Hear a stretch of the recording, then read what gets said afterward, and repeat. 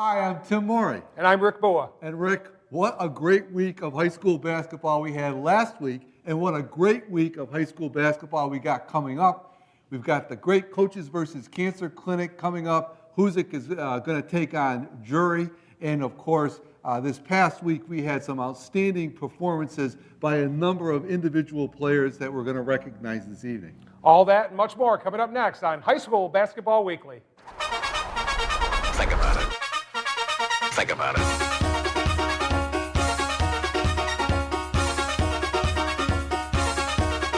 Think about it. Yeah, welcome everybody to High School Basketball Weekly, and what a show we've got for you tonight. And we're going to jump right into it, Rick, by recapping the boys' action over this past week. And we're going to start with the McCann boys, Rick, who had a nice week. Yeah, the McCann boys, Tim, are now standing at 5-4, and they had a 2-1 week last week. They started out by beating Westfield Tech 61-32, with Jeremy Beanie leading the way with 13 points, Lucas Jamos with 10. They went over to Mount Greylock in a game they really wanted pretty badly. They led after 3 quarters, but lost in overtime to Mount Greylock 60-56. Bruce Davis led the way for the Hornets with 14. Jackson Owensby, a sophomore, and Darren Tavani, a junior, each with 12. But they finished off the week by rebounding and beating Pioneer Valley Christian 59-51 with Bruce Davis 18 and Jeremy Beanie with 11. So, the Hornets are still playing really, really tough, and I think they're going to be fine in their league. They're moving up a little bit in Division 4. They're not ranked with us quite yet, but I think they're going to be fine in their league. They're playing good basketball. And they're entering league play now, Rick, and I think, no question about it, that they stand a great shot of making the tournament, and we look forward to seeing them in the tournament. Very much. Another team that's on the outside looking in, but I think is going to have a shot at qualifying, the Mount Greylock Mounties. They stand at 4-6, Rick, right now. Yeah, Coach Thistle's team is 4-6. They're 1-0 in the South, so I think they'll be very competitive in the South. The team right now, they're probably have to look at. Lee's playing very well, and Monument is also in the. Lee and Lennox. But the boys are doing pretty well. They lost to Lee 59-53. Toby Fail scored 28. And, of course, the game I just mentioned against McCann over in Williamstown, Tim, knocked off the McCann Hornets 60-56. Toby Fail with 22 led the way for the Mounties in that game. He had 12 in the fourth quarter alone, sparked that comeback, and then the Mounties went on to win that game in overtime. They also won at Mount Everett when they played a little bit shorthanded. Coach Thistle had a couple kids sick. Toby Fail did not play himself, and Mac Wynick led the way with 15 points for the Mounties. So a good week, 2-1, 4-6 overall. But Coach Thistle gets his kids to play very, very hard, and they improve all the time. That's the key thing with them. You're going to see improvement with Coach Thistle's team as they go down the stretch. The Hoosick Valley Hurricanes, Rick, they stand now at 500, 5-5. They had a tough week, played a very good Pittsfield team down at Pittsfield, and of course they lost at Renaissance last night in a game that really was important to them. Yeah, the Hurricanes, we've said this before, because they play in the North, and the North is so darn tough with Taconic, PHS, Drury, and Wacona, that they were going to have to win a lot of the pre-conference games and take care of the South teams before they get into conference play where they're getting now. And a couple road losses, the one last night to Renaissance, and of course the one we talked about last week down at Frontier, didn't help their cause out because they started out so strong. But hopefully Coach Hart will get his kids to play hard and be very competitive, and they could be a real sleeper in the North. They're capable of knocking any of those teams off any given night. Well, speaking about the North, Rick, the Drury Blue Devils now stand at 9-2. They had a couple of really big games this past week. Won an outstanding victory at home against the Pittsfield Generals, where they really probably played one of their finest games of the year. I talked to Coach Reset after the game, and he just felt his team got a tremendous all-around effort. Yeah, they did. They did knock off PHS 65-47. Scott McGuire led the way with 21. Reese Reset 18. We mention those two kids every week. Max Doherty was the big player that night, though. John Burnett, we nicknamed him the Dirt Dog. He did all the boxing out, rebounding, passing. He came up with 10 that night. And we were there twice last week, and they lost a real heartbreaker, 77-76 to the Wahconah Warriors with McGuire, a game-high 36, and Reese Rossett adding 20. It was a game that the Blue Devils were tied 18 at the end of one. They were ahead by 4 at halftime, still ahead by a couple points, I believe, after 3. And then Wahconah took the lead early in the fourth quarter and never relinquished it. The Blue Devils just couldn't get over the hump when they needed a couple stops in the last couple minutes. Tom Burris, who is now back with the Warriors, got really hot. And they really got some easy baskets, the coach said had talked about after the game. But Wahconah looked very good, Tim. Of all the teams I've seen this year, and I have not seen Taconic. I still think Taconic's the cream of the crop in the north. But Wahconah impressed me very much. And we talked about them last week, Rick. They're healthy now, and I think they can make noise in Division III. Yeah, they got 4 kids that can score double figures almost every night, anywhere from 13 to 20 points, and that's Tom Burris, Tom O'Connor, also Kevin Huban, and Tim Clayton. Those 4 kids, and they got some role players. They got some big kids, and at certain times during the Drury game, they had 3 or 4 kids, 6'4" or more, in the game at the same time, and that told the tale too, where Drury did get beat off the boards. For Wahconah, obviously, when you can win on the road in the north, that's a big win for the Warriors. It is. They've had some pretty good luck. Coach Belcher's team has had some luck up at the Bucky Bullet Gym, and the Drury's gone down there and returned the favor down there. Last year was different. Last year, Drury did win at home and lost down at Wahconah. But I still think some of these teams are going to knock each other off. PHS has a very good club, and Taconic, an outstanding ball club. So, but yeah, look for the Wahconah Warriors down the stretch here. I think they're going to be very strong. They're going to have a great record at the end of the season. Our Boys Player of the Week, breaking into the column this week from Mount Greylock, Rick, Toby Fail. Yeah, Toby Fail was one of our selections for our pre-Berkshire County team. Toby, just a junior. He's a sharpshooting junior, a great ball handler, great teammate. Had 28 versus Lee and 22 versus McCann. And as I said, 12 of those 22 came as his team was trailing against the Hornets at home. And he sparked them and propelled them to an overtime victory. Very good athlete. Yeah, no question about it. And when he gets going, he's really one of the finer shooters in Berkshire County. No question about it.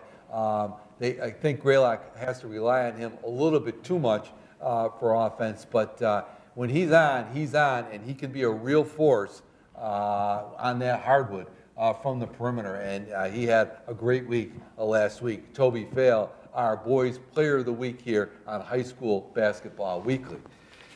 Moving to the girls' action, another great week of high school basketball and girls. We start with the McCann girls. Rick, the Lady Hornets stand at 7-3, 3-1 in Franklin West, and they continue to roll along. Yeah, they did pretty good. I mean, it's hard to say that McCann went on the road and got upset, but I really do think they got upset over at Mohawk. But as Coach Budai, who was on our show last week, Tim, alluded to, was the fact that in that division, the Franklin West, those teams could knock off each other at any given time and any night with Pope Francis and Smith Academy. It's a pretty good league. And the girls are 7-3 right now. They're 3-1 in Franklin West.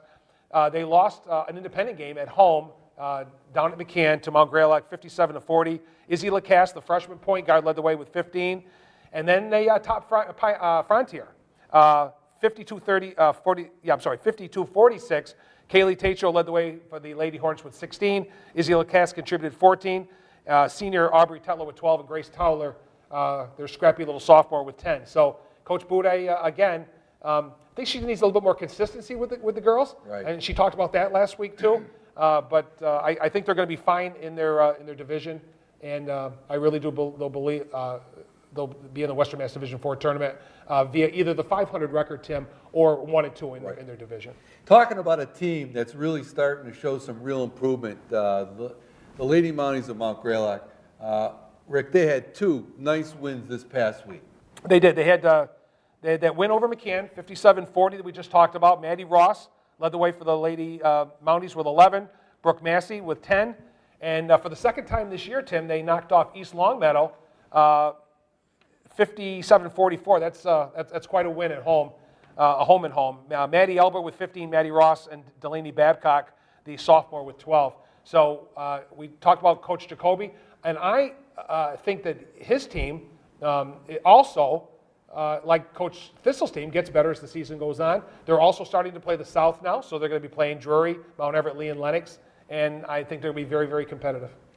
And, you look at the Lady Mounties, that's one of the things they're trying to do. It's as you know, the differential, the North and the South. Now, Greylock goes to the South. They play that primarily South schedule. So they're going to have a lot of interesting games, and it will be very interesting to see how they do, because I know they're looking to try to get into that tournament by winning the Southern Division, and it's a very, very real possibility. On the other side of the ledger, back at the North, of course, a game that Northern Berkshire Community Television covered, Hoosick and Drury, that rivalry. The Lady Hurricanes went to Drury to take on the Lady Blue Devils. Yeah, as far as Drury's concerned, Tim, to just jump ahead just a little bit, they had a real tough week last week, losing to Taconic, down at Taconic, 64-54. So they're giving the Northern teams a battle. Brooke DeGennaro had 23 and Allison Felix had 10 for the Blue Devils, and then lost to Hoosick Valley 77-32. DeGennaro, the only Blue Devil double figure with 10 points. But Hoosick came to play, that's for sure. Drury, I thought last year in the crossover game, gave him a little bit more of a battle. I talked to Coach Ian Downey before the game, and he told me a couple of things. They didn't use pressure in the crossover game last year, but he figured the pressure would be coming, and it certainly did. And they were relentless like they always were. But Hoosick Valley just brings it every night, and they started a little bit slow. And Coach Downey also said to me, Tim, the first 4 minutes, he said they just jump out at you so quickly. And Drury did a pretty job for the first couple of minutes until they got red hot with the shooting. The Hurricanes just shot lights out, and before you know it was like 15-4, and Coach Downey was calling a timeout. But we're to the time of the season again where the Blue Devils themselves will be playing the South. Right. They are the defending champions in the South. They're already 2-0 with wins over Mount Greylock and Mount Everett on the road, so they have a lot of those teams at home. Right. They have a home and home with Lennox and a home and home with Lee coming up. So I think they're going to be okay. I think that they're going to be vying for a spot in the tournament just like they did last year. For the Hurricanes, it's what's coming up next, and you got a big one coming up very shortly up at Hoosick with the Warriors. With the Warriors tomorrow night, they'll be playing Wacona in a rematch of the Division III Western Mass quarterfinal, where Wacona knocked out the defending champs at the time, Hoosick Valley. So that's coming up tomorrow night at Hoosick Valley in a Berkshire County showdown. I know at the close of the game, you did catch up with Hoosick Valley head coach Ron Wojcik. I did, Tim, and I asked Coach Wojcik 3 quick questions. I asked him to talk about his defensive pressure, what the Northern Division looks like here in Berkshire County, and the combination of his younger players and his veterans and how they mix and match for chemistry. Yeah, if we start getting the turnovers, that's really our game. You know, we're not a big club, so we try to get as much as we can out of transition. So we hope our press can turn the ball over and we can get going that way. But these guys work really, really hard at it each day. Wacona's got a great club. We had a really tough game up at Taconic earlier in the season, and we got Wacona Friday night, so we're looking forward to that. And you know, one game at a time right now. We've been fortunate. We got some really nice young kids this year, and they've kind of mixed in really well with these older kids. They've really gravitated to them, and it's great when you got some senior leadership to bring in front of them. One of the big days of high school basketball in all of Western Massachusetts, Coaches versus Cancer, now held up at Hoosick Valley High School, and it's going to be held Saturday, January 26th at Hoosick Valley. And what a lineup of contests we have in that one. You can see starting off, action starts off at 11 o'clock as Mount Greylock and Palmer tussle, followed by a matchup between Lee. They're up there as well, and Mahar. Taconic will take on Granby. Hoosick Valley will also be playing at 6:30. This particular schedule of games is a highlight of the season. It's an opportunity. If you like girls high school basketball, it's a great opportunity for you to catch some of the finest teams in Western Mass all in one location, all in one afternoon, and for an outstanding cause, which is the fight against cancer. And Rick, you don't get a better lineup all in one place than this one. It is an absolute great day. If you remember, Tim, not too long ago, when it was first formed, it was a full day of boys and girls basketball up at MCLA. But for the last several years now, it's been the girls only. They've moved it, I think, only once. It hasn't been at Hoosick Valley High School. I think it was one Pittsfield at one time at PHS. But it's back at Hoosick Valley where I think it belongs. It's where it all started. And it's just a wonderful day of basketball. Hopefully, we'll cross our fingers that the weather is going to be okay. That's right. And there's some great teams that come over from the Pioneer Valley. Some of the top-notch teams come over here annually. And, of course, it all ends with the nightcap, with the Hoosick Valley Hurricanes, always taking on a very formidable opponent. Right. And, of course, it's going to be Medfield this year. That'll be a good one. Right. It'll be Medfield. And if you could just show up the schedule once again on the screen, we just go over that schedule, Rick. There's some great matchups besides that Hoosick Valley Medfield game at 6:30. I think a huge game on the schedule is the one you'll be covering, Monument Mountain and the Lady Blue Devils, a rematch at 2 o'clock, and that's got huge implications. Yeah, it really does. Monument came to Drury opening night and took the Blue Devils down 65-60 in the game that the Blue Devils thought they should have won. Coach Downey thought they should have won. They didn't shoot well. They didn't play very well. A lot of turnovers and so on. And I know they want Monument again. And as I said earlier, Drury has done pretty well against the North this year. Only a 10-point loss at Taconic. Battled PHS right to the very end. Lost in overtime to the Wacona Warriors. And lost that one opening night to Monument. They really want a Northern Division team so they can solidify their rankings in Berkshire County. And then they're looking for, again, a 500 record or first and second in the league. And that'll be a good one. And at 3:30, you've got Granby with taking on Taconic. Taconic, a great young team with the Conyers girl. She's outstanding. And, of course, Granby featuring Nora Young. What an outstanding player. Nora Young, their center. Just a junior, over 1,000 points already. We've watched her since she's a freshman. She's outstanding. And that game is followed by a real nice matchup between Wacona and Hampshire, which is a rematch of sorts. Those two teams are outstanding. Yeah, congratulations to Nora Young, the junior from Granby, who we've seen here at Hoosick Valley the last couple of years, Coaches versus Cancer, on her 1,000-point. That's quite a thing for a junior. Right. She is an outstanding inside-out player. She's got size.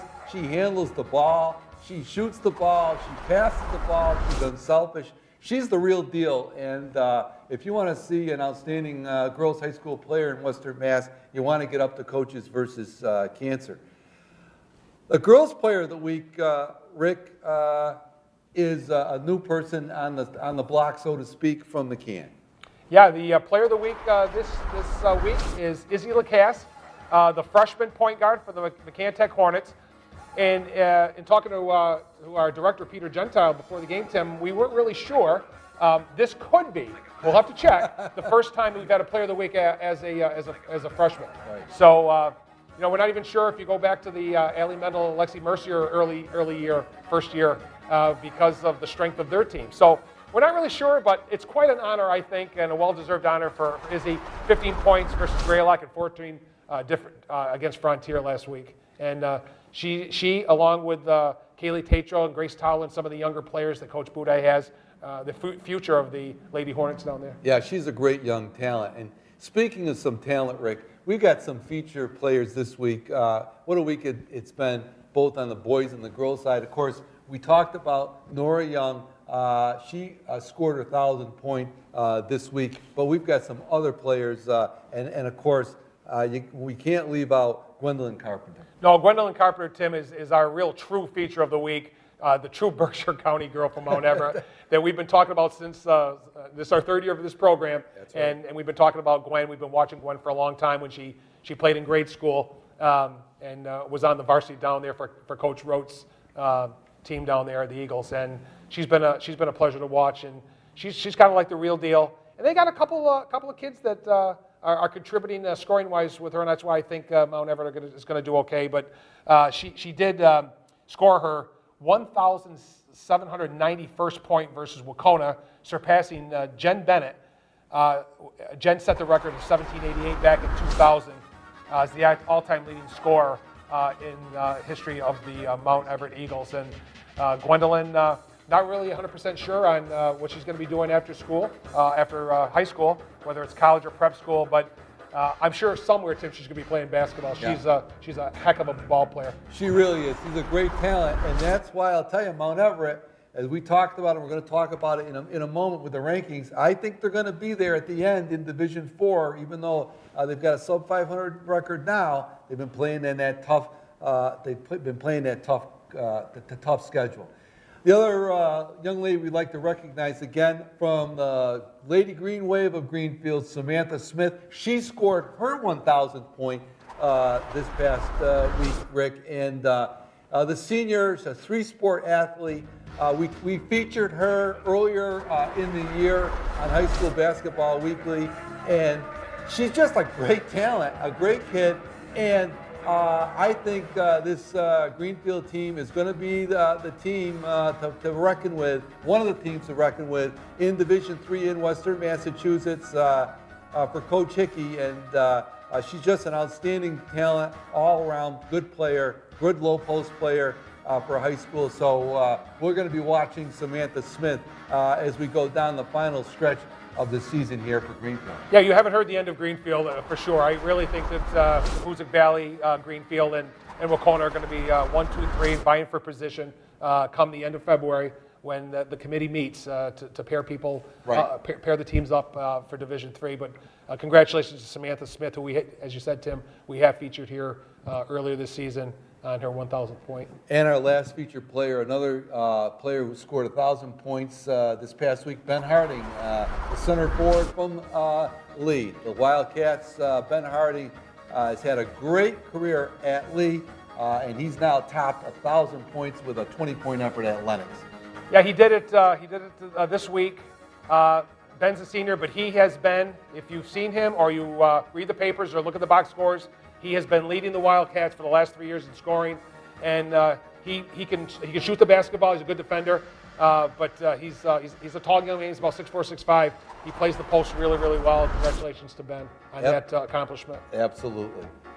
And now, Rick, we want to take a few moments to go over our rankings here at High School Basketball Weekly. We're going to start with the girls in Division 4, Division 4 girls. And we talked about some of these teams, and you'll look at this division. Renaissance is undefeated. They are, no question, the cream of the crop so far in Division 4.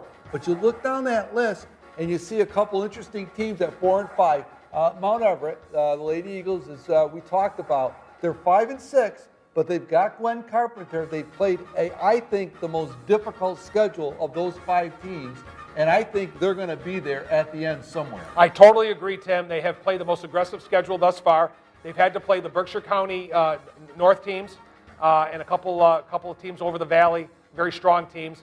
And once they get into the South and play Lee, Lennox, Mount Greylock, and Drury, they're going to be fine. And when it's all said and done, I believe they will have a 500 sub or a above 500 record.